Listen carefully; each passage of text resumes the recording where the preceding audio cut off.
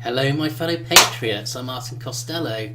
Well, no doubt many of you are still in shock from the news of Theresa May opening the door to a second Brexit referendum in a desperate attempt to try and get her awful deal through the House of Commons.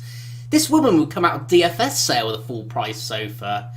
All those elected in the Commons did so on a manifesto in 2017 that clearly said we would leave the customs union and other ties, but they have brazenly lied to us. We were suckered.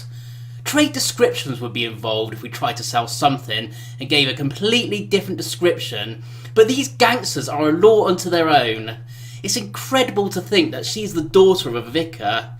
There is no question of what just an utter swamp Parliament has become, and is not fit for purpose, just as it wasn't in Cromwell's time.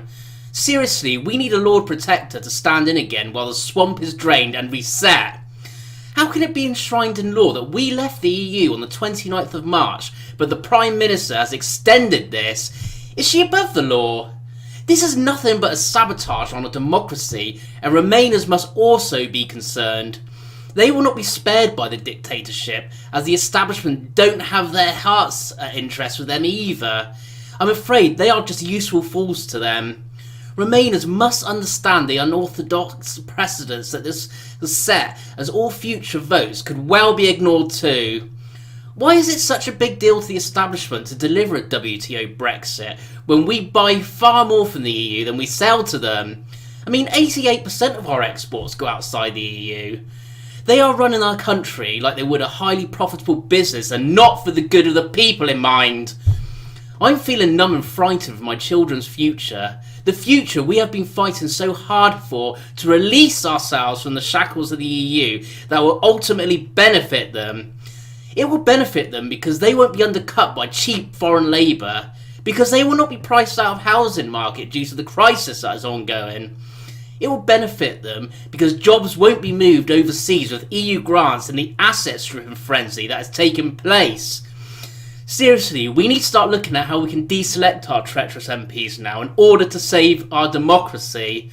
People have sat back for far too long and done nothing but whinge about it. Now, I've been contacted by many people to say that the polling cars have not arrived in time for the EU election. It could well be sinister, but please when voting, just bring along your ID to the station and a black biro to vote.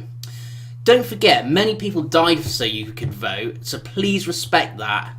Since the 29th of March, we have been living in a dictatorship which many believe would never happen in the United Kingdom, but it sadly has. Many good people have made huge sacrifices for this cause, for our freedom, sovereignty, and the future of our once proud nation, and we will never, never, never give up.